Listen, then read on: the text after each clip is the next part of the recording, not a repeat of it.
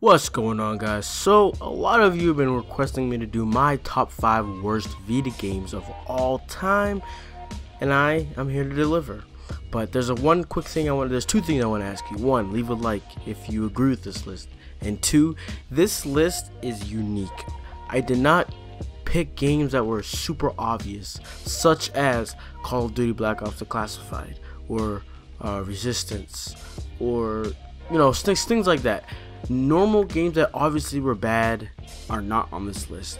I picked games that you might not have known much about, and they're just really stupid. So yeah, I made it because what kind of fun would it be to just watch a video of all the things you knew were gonna be on the list? So I had to switch it up, make it unique. So I hope you guys enjoy. So anyways, let's go ahead and get started. Jak Daxter Collection is my number 5. So the Jak Daxter Collection coming to the Vita was one of the greatest announcements for the PlayStation Vita. It was a loved series being revived yet again on this brand new system, the PlayStation Vita. Who doesn't love that?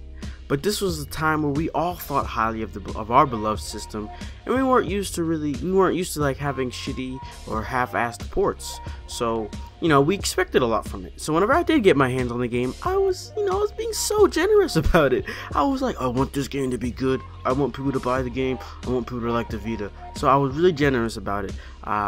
Until later on, I realized how much ass this game really was.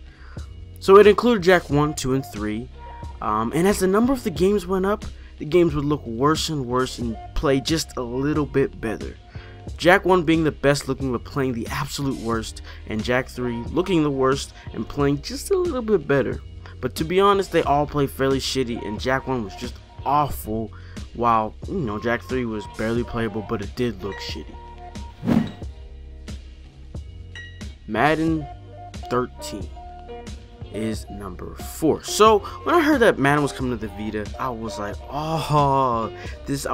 the Vita is shortly and slowly being just shaped into a console, to be a mainstream console, because that's sort of what makes consoles. That you have your fighting games, your adventure games, and then you have your sports games. So I was like, this is gonna really help the Vita if it becomes a yearly game, just like it is on consoles. So it was just something that you should have gotten excited for if you even if you didn't like sports games, but you truly just love the Vita. But little did I know about the blocky adventure I was about to take. The game's graphics were on par with PlayStation 1, and with the mechanics that of a Game Boy, which could handle it.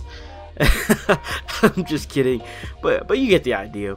I was just expecting a PS3 comparable game, which I am 100% sure that it is very possible to do that on the Vita. There's not a whole lot going on in Madden or sports games in general, so I know the Vita can give you a PS3 experience Madden on the go. But we didn't get it, and that's why it got not enough sales and it didn't become a yearly series. Fruit Ninja is number 3. Just why? Okay. Let's look at this in a different perspective. We all have smartphones, correct? If not, then you don't count, so just shut up. But I see kids in elementary school with iPhones. So don't even get me started about if you don't have a smartphone. You have a specific reason if you don't have a smartphone. So yeah. So if you do have a smartphone, I can go right now. One, I can get Fruit Ninja for free, and it's just gonna have ads. If I don't want the ads, I can go get it for 99 cents.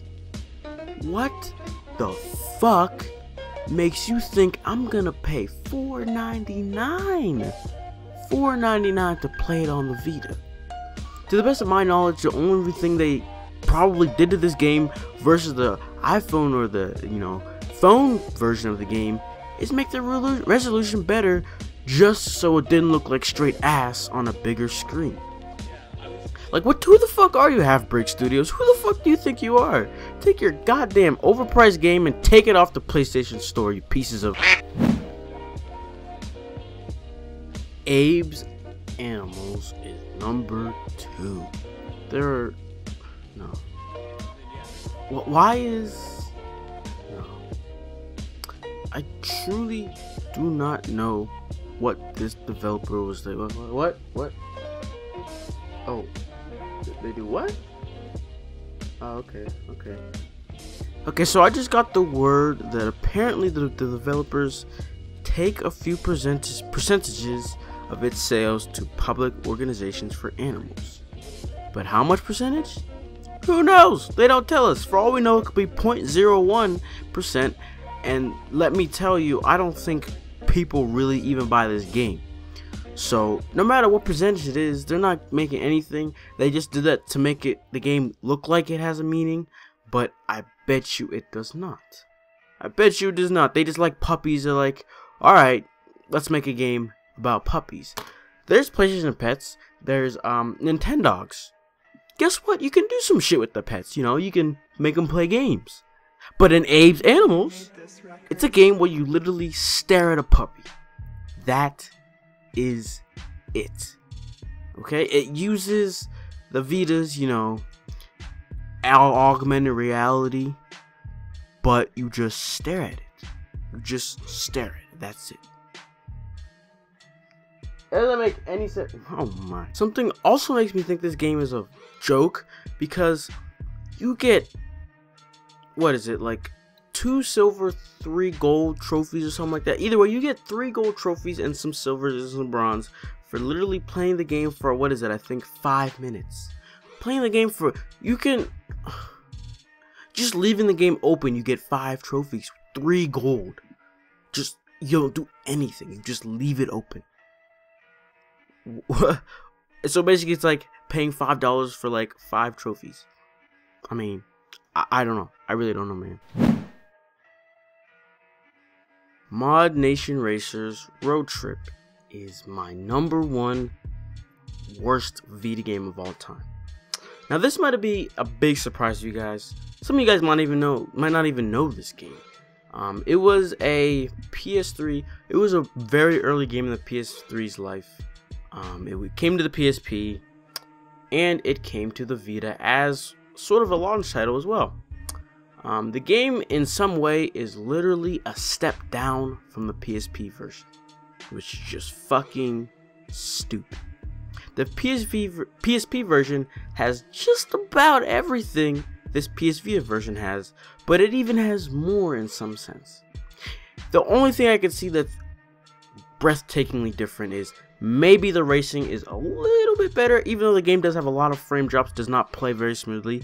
The main thing I can see would be a little bit different that you could say is more than the PSP version is the fact that whenever you're creating a track, the touch controls are available in the Vita version versus the PSP version, which you cannot. But it's nothing great, alright?